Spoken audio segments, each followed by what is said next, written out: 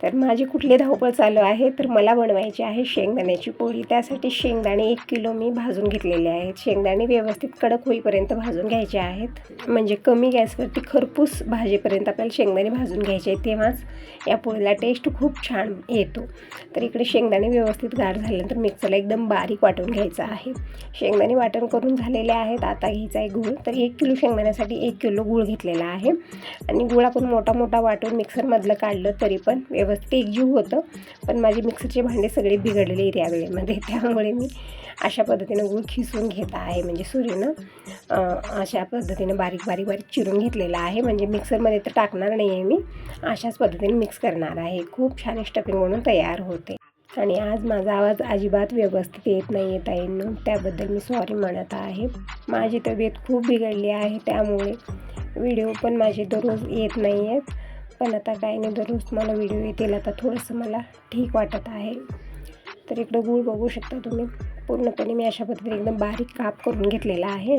आणि आमचं आणखीन दुपारचं जेवणही झालेलं नाही. मी आमचाच वेट करत होते, तोपर्यंत ही कामं पण मी आवरलेली आहे. कारण 1 मिनिट असणे एक वेळेला आराम भेटलेला आहे. 3-4 दिवस झालं कंटिन्यू, कारण मी चकली बनवली, चिवडा बनवला, खोबऱ्याचे लाडू बनवले, रवा लाडू बनवले. कशा पद्धतीने बनवले अगोदरच्या व्हिडिओमध्ये तुम्ही बघितलेला आहे. नाही बघितला आता हे बघू शकता. एकदम परफेक्ट तोंडात टाकताच रवा लाडू, म्हणजे तोंडात टाकताच विरघळणारे रवा लाडू म्हणून तयार आहेत. म्हणजे तुम्ही विचारत होता की ते कशा पद्धतीने रवा लाडू बनवते, तर मेजरमेंट सहित मी सांगितलेलं आहे अगोदरच्या व्हिडिओमध्ये. तो व्हिडिओ नक्की बघा, म्हणजे समजून जाईल. आणि कुठंतरी आपलाही प्रवास आहे, म्हणजे 15 दिवसाचा टूर आहे, तर आपण हे सगळं रेसिपी बनवून घेऊन जाऊ शकतो. अजिबात खराब होत नाही. किंवा मुलं वगैरे बाहेर आहेत त्यांच्यासाठी, म्हणजे मुलं ना सगळं भेटतं बाहेर, असं नाही की काही भेटणार नाही, पण घरचं अन्न मुलं मिस करतात.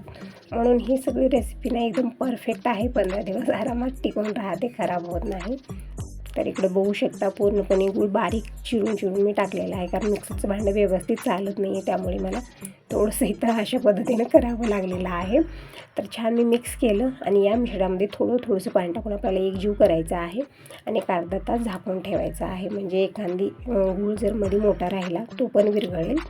आता इथं कणिक मळून घेऊया. तर त्यासाठी मी गव्हाचं पीठ घेतलेलं आहे, म्हणजे 2 ग्लास गव्हाचं पीठ आणि त्यामध्ये 1 कप मी बेसन टाकलेलं आहे. यानं काय होतं ना, पोळीचा टेस्ट तर छान येतो, परत क्रंचीपणा जो म्हणतो ना तो येतो. खूप छान खुसखुशीत अशा पोळ्या बनून तयार होतात. तर पीठ मिक्स केल्याचं पुरतं मीठ टाकूया आणि छान एकजीव करून हे कणिक मळून ठेवायचे, अर्धा तास झाकून ठेवायचे आहे. तोपर्यंत हे आले तर आम्ही जेवण करू. तोपर्यंत हे सगळंच रेस्ट घेईल, म्हणजे स्टफिंग एक अर्धा तास ठेवायची आहे आणि कणिक पण अर्धा तास ठेवायची आहे. मग मी पोळ्या बनवायला घेणार आहे. आणि जी बाकीची कामं आहेत घरची ते पण होत आहेत हिंडत फिरत, म्हणजे एक काम नाही या वेळेमध्ये, खूप सारी कामं आहेत. कारण एकच दिवसाचा टाईम आहे, म्हणजे आज बुधवार आहे आणि शुक्रवारी हे जायला निघणार आहेत. मग शुक्रवारी तर कुठलीच तयारी मी करू शकणार नाही. जीही करायचं आहे आज आणि उद्या करायचं आहे. आणि थोडीफार रेसिपी बनलेली आहेत, थोडेफार बनत आहेत, आणि जी ही रेसिपी बनवून व्यवस्थित गार झाल्यानंतरच मला पॅक करायचं आहे, कारण 15 दिवसासाठी सगळं पॅक करून द्यायचं आहे मला. म्हणून अगोदरच मी जेना बनवून तिकडच्या रूममध्ये पसरावून ठेवणार आहे पोळ्या वगैरे.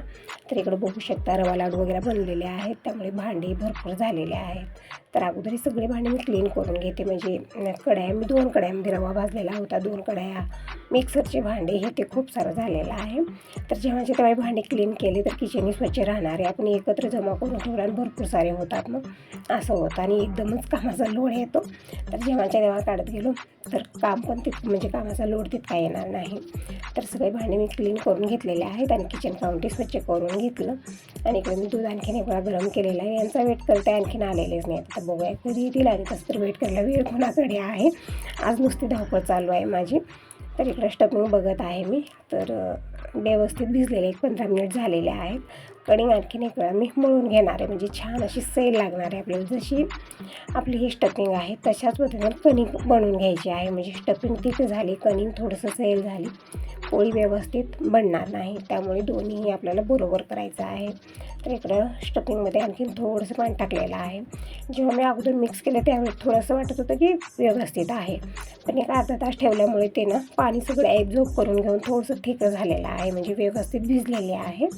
आणखी थोडंसं पाणी टाकलेलं आहे मी आणि छान मिक्स करून घेऊ. मला ना बोलते वेळेस खूप हे होत आहे ताईनं, थोडंसं इग्नोर करा. आवाज जरी व्यवस्थित येत नसला माझा तर प्लीज थोडंसं इग्नोर करा, कारण तब्येत खूप बिघडलेली आहे आणि खूप दिवस झालं गॅप झालेला आहे. म्हणून मी हा व्हिडिओ जे ना अगोदरच बनवलेले व्हिडिओ आहेत, मी आता कुठलेच व्हिडिओ बनवलेले नाही आहेत, अगोदरच बनवलेले व्हिडिओ आहेत. त्याच व्हिडिओला मी व्हॉइस ओव्हर देत आहे फक्त इतकंच, कारण मला व्हिडिओ तर तुम्हाला पाठवायचे होते.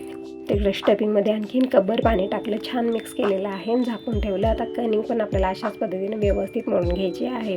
जसं पुरणपोळीला कणिक आपण मळतो ना, तशाच पद्धतीने तेव्हाच पोळी परफेक्ट बनते. जी ही तयारी असते ना ती परफेक्ट झाली ना तर ती जी ही आपण बनवू, ती पोळी असो किंवा आणखीन काही वस्तू असो, ती व्यवस्थितच बनते. म्हणजे इथं जितकी मेहनत घेतलं तितकंच व्यवस्थित ते म्हणजे व्यवस्थित बनतं, त्याचा रिझल्ट चांगलाच येतो. फक्त जी ही मेहनत आहे ती अगोदर आपल्याला करायची गरज आहे. तर इकडं स्टफिंग ही मी व्यवस्थित करून घेतली, कणिक पण व्यवस्थित मळून घेतलेली आहे. आता गॅसवरती पॅन ठेवलेला आहे आणि आता पटकन पोळ्या बनवून घेऊ. आणखीन मला भजी बनवायची आहे, म्हणजे एक झालं की एक झालं की एक कंटिन्यू काम आहेत, कुठंही असं नाही म्हणजे दिवस मी जर बनवलं तरी पण कमीच आहे. असं इतकी कामाचा लोड आता यावेळेत आहे माझ्यावरती, कारण ही घरकामं, स्वयंपाक, जेवण, खाणं हे तर आहेत आपलं रोजचं रेग्युलर कामं आहे. परत सगळं पॅक करून देण्यासाठी जे मी रेसिपी बनवत आहे ना त्यामध्ये मला भरपूर वेळ जात आहे. परत मग सगळं पॅक करणं. कशा पद्धतीने मी इकडे पोळी बनवत आहे तर थोडीशी कणिक घेतलेली आहे आणि यामध्ये स्टफिंग पण थोडीच भरायची आहे आपल्याला. जास्त जर स्टफिंग झाली तर पोळी फुटू शकते, कारण यामध्ये आपण भरपूर सारा गूळ घातलेला आहे. पुरणपोळीचं ठीक आहे, जर पुरण जास्त झालं तर पोळी व्यवस्थित बनते, पण ही जी शेंगाची पोळी आहे हे थोडंसं कमी प्रमाणातच आपल्याला टाकायचं आहे आणि एकदम पातळ लाटून घ्यायचं आहे. अशा पद्धतीनं पॅनवरती थोडंसं तेल टाकलं, पोळी टाकलेली आहे आणि अशाच पद्धतीने दुसरी पोळी पण लाटून घेऊया. आणि ही जी पोळी आहे पॅनवरची तेल लावून आपल्याला अलट पलट करत शेकून घ्यायचे. एकदम व्यवस्थित परफेक्ट या पोळ्या पण तयार होतात. दिनेश आणखीन कॉलेजला आलेला नाही. दिनेश आल्यानंतर त्याची पण खूप हेल्प मला भेटते, प्रत्येक कामामध्ये करत असतो. मम्मी हे मम्मी ते, त्याचं चालू असतं गुणगुण इकडं चालू असते आणि कामं पण करत असतो. म्हणजे एकटीला ना कामाचा लोड येतो, मग कोणीतरी थोडीफार मदत केली ना छान वाटतं. तर इकडं अलट पलट करत मी ही पोळी जी आहे ना तेल लावून शेकून घेत आहे. बघू शकता एकदम व्यवस्थित बनलेल्या आहेत. आणि या शेंगाच्या पोळ्या आपल्याला व्यवस्थित कडक होईपर्यंत भाजून घ्यायच्या आहेत. बघू शकता कुठेही फुटलेली नाही आहे किंवा स्टफिंग बाहेर आलेली आहे. तरी पण माझं मिक्सरचं भांडं तितकं व्यवस्थित नव्हतं, म्हणून काय झालेलं आहे, 1-2 यामध्ये शेंगदाणे साबूत राहिलेले आहेत. तरी पण पोळ्या व्यवस्थित बनलेल्या आहेत. व्यवस्थित भाजून घेतलेला आहे छान कडक होईपर्यंत आणि काढून घ्यायचा आहे. नंतर एक पातळ कपडा पसरवायचा आहे आणि ते पोळ्या जे आहे ना पूर्ण पसरवायचे आहेत आणि फॅन ऑन करायचा आहे, म्हणजे रात्रभर ते व्यवस्थित हडकले जातील आणि उद्या जे आहे ना मी पॅकिंग करणार आहे. तर अशाच पद्धतीनं सगळ्याच पोळ्या मी बनवून घेते. थोडासा वेळ जास्त लागणार आहे, कारण या पोळ्यांना एकदम पातळ आपल्याला लाटायच्या असतात, त्यामुळे थोडासा वेळ तर लागणारच आहे. आरामात मला 1 तास तरी लागेल. आणि कपडे पण इस्त्रीला द्यायचे, त्यांना देण्यासाठी ते पण द्यायचे आहेत. तर दिनेश आल्यानंतर कपडे घेऊन जाईल, तो फक्त मला मोजून पिशवीमध्ये भरून ठेवायचे आहेत. म्हणजे एकदम छोटी सगळी कामं होऊन जातात ना आपल्याला. आणि असं होतं ना की त्यामध्ये एक गोष्टी लक्षातही राहत नाहीत, मग सगळं आठवण करून कारण ऐन वेळेमध्ये ना कुठलंच होणार नाही, म्हणून सगळं अगोदरच मला आवरायचं आहे.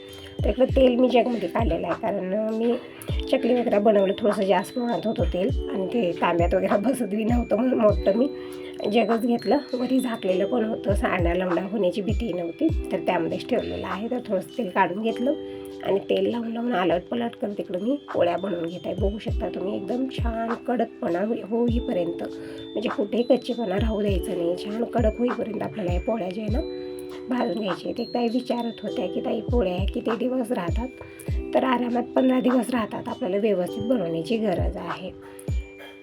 तर बघू शकता इकडे सगळ्याच पोळ्या मी बनवून घेतलेल्या आहेत. आणि हे फळ घेऊन आहेत, काय म्हणतात ड्रायंगल काय म्हणतात त्याला, ते पण आम्ही खाल्लेलं आहे. आणि जे पोळ्या पण बनवून तयार आहेत. बघू शकता भांडे मी आत्ताच क्लीन केले होते, आणखीन खूप सारे झाले. जेव्हा अशी रेसिपी बनतात ना त्यावेळेस भांडी बेहिशोब पडतात, कुठलाच हिशोब नसतो त्याचा, कारण आपण हाताला येईल तसं भांडे घेत असतो आणि ते क्लीन करतोच कळतं की बाबा खूप सारे झालेले आहेत. तर अगोदर मी सगळे भांडे क्लीन केलेले आहेत, किचन कॉर्न स्वच्छ करून घेतलं.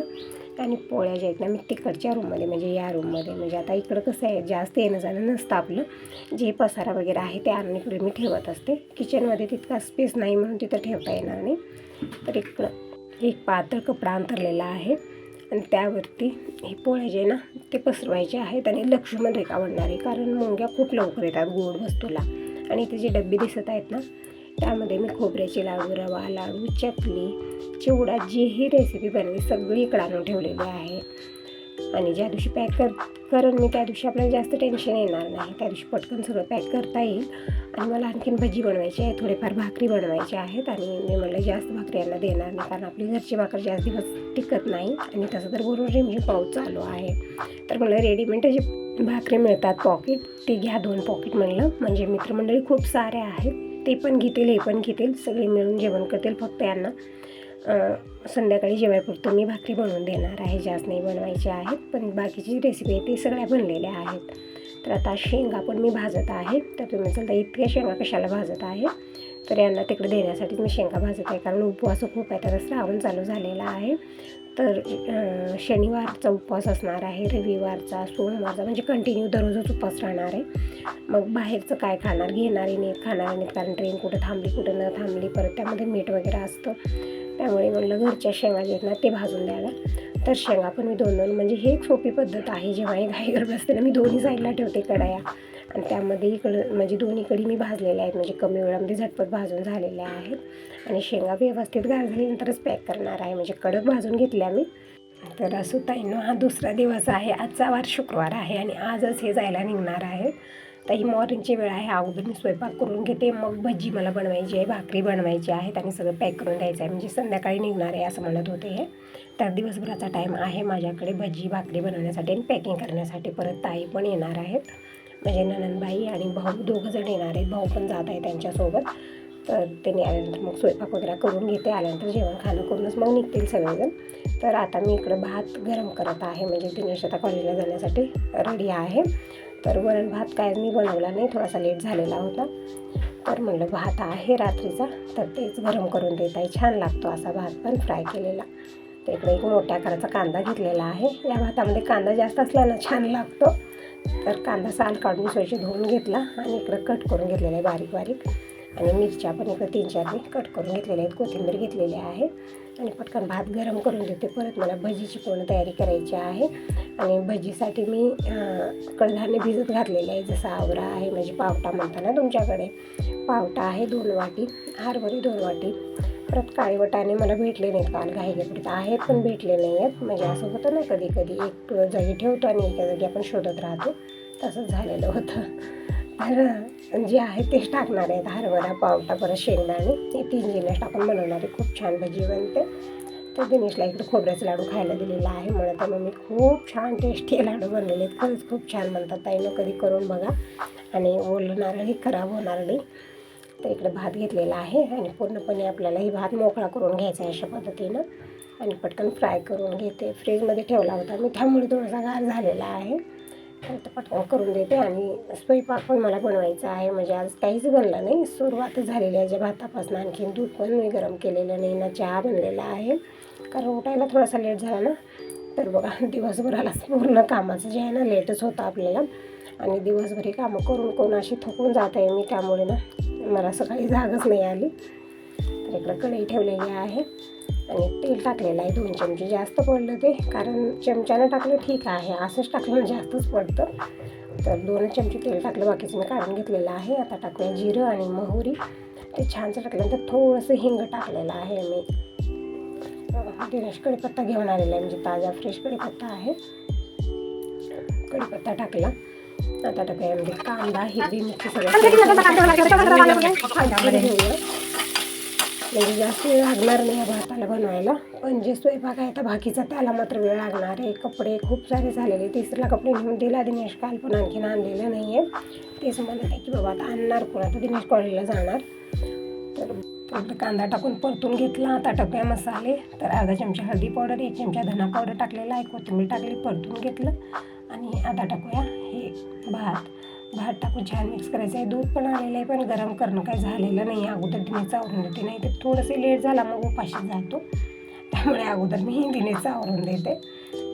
आणि मग दूध, चहा जे आहे आपल्या दिवसभराचं बनत राहील. आणखीन देवपूजाही झालेली नाही आहे, म्हणजे सकाळी लवकर आवरलं देवपूजा मी लवकर करते, म्हणजे आवडतं मला सकाळी लवकर पूजा करायला.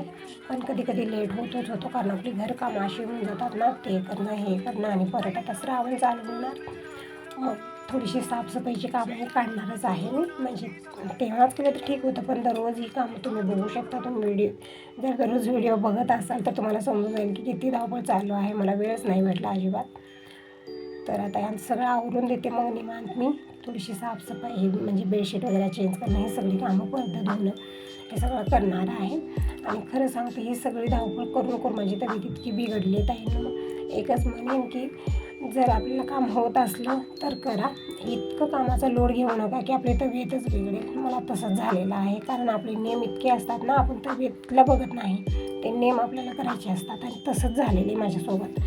ते करायचं होतं मला. माझी तब्येत ठीक आहे की नाही याचा विचार मी केला नाही. त्यामुळे इतकी तब्येत बिघडली की मला हॉस्पिटलमध्ये 4-5 दिवस ॲडमिट केले आणि घरी आणल्यानंतरही माझी तब्येत ठीक नाही, मला परत हॉस्पिटलला जावं लागतं असंही म्हणत आहेत. कारण पेशा कमी झालेले आहेत माझे. हे ते खूप प्रॉब्लेम माझ्या शरीरात इतकी कमी आलेली आहे ना ताईंनो. खरंच बघा, जे नियम आहेत ते आहेत, आपल्या तब्येतीच्या पुढं काही नाही आहे. त्यामुळे स्वतःची काळजी घ्या आणि आपली तब्येत ठीक आहे तरच सगळं करा. एकच म्हणून, कारण हे सगळं मी अनुभवलेलं आहे. आमच्या घरात कशी रीत आहे ना की ते नियमानुसार केलंच पाहिजे असं आहे. मग ते केलं मी, आणि खरंच बघा ते माझ्या डोक्याच्या वरून गेलं. माझ्या तब्येत इतकी बिघडली की मला काही सुचत नाही की आज मी काय करते आणि काय करायचं आहे मला, असं झालेलं आहे. तर दिनेशला इकडे मी दही पण दिलेलं आहे खाण्यासाठी. भात दही खात आहे, चकली दिलेली आहे, लाडू खायला घेतलेला आहे. आता मी पटकन दूध गरम करायला घेते आणि चहा बनवून घेते, आणि जे बाकीची कामं आहेत ती दिवसभर होत राहतील. अगोदर पोटपूजा, कारण मुलं एक वेळा उपाशी गेली की मग आपलं मन लागणार नाही परत. तर दिनेश घरी राहीपर्यंत बडबड आमची चालूच असते, कारण खूप काही सांगायचं असतं याला, असं मम्मी तसं मम्मी, खूप काही सांगतो. थोडंफार कॉलेजमधलं सांगतो, थोडंफार गॅरेजला गेला ना मग तिथं प्रत्येक नमुन्याचं माणूस येतं, मग त्या सगळ्यांचं सांगतोस मम्मी ते असं म्हणलं, हे असं म्हणलं, एक असंच म्हणलं, एक तसंच म्हणलं, म्हणजे प्रत्येक प्रकारचे लोक येत असतात तिथं गॅरेजवरती. मग सगळ्यांचं वेगवेगळं असतं, मग सांगायचं हसायचं चालू असतं आमचं घरी आल्यानंतर. तर थोडंफार मी रात्रीचं दूध पण ठेवलेलं होतं, तेही गरम करते आणि विरजू लावते. आणि इकडं मी हिरव्या मिरच्या भाज्या ठेवल्या आहेत, म्हणजे भजीमध्ये हिरवी मिरची टाकूनच मी भजी बनवणार आहे, खूप छान बनते. तर मी भजी कशा पद्धतीने बनवली नेक्स्ट व्हिडिओमध्ये नक्की बघा. हा व्हिडिओ आवडला तर लाईक करा, पहिल्यांदा बघत असाल तर चॅनलला सबस्क्राईब करा, कमेंट करून नक्की सांगा. Bye bye, take